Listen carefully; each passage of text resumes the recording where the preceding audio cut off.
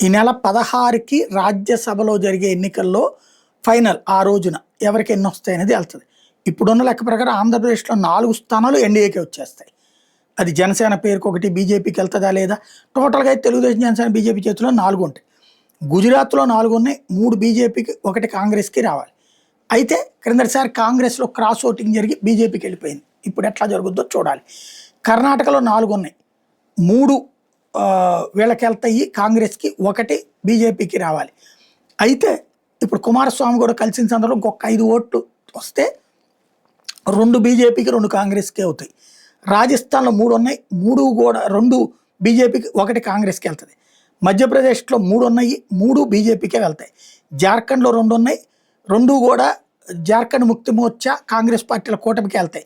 మణిపూర్‌లో 1 ఉంది, బీజేపీకి వెళ్తాయి. మేఘాలయలో 1 ఉంది, బీజేపీకి వెళ్తాయి. అరుణాచల్ ప్రదేశ్‌లో 1 ఉంది, బీజేపీకి వెళ్తాయి. మిజోరాంలో 1 ఉంది, బీజేపీకి వెళ్తాయి. మొత్తం 24 స్థానాలు.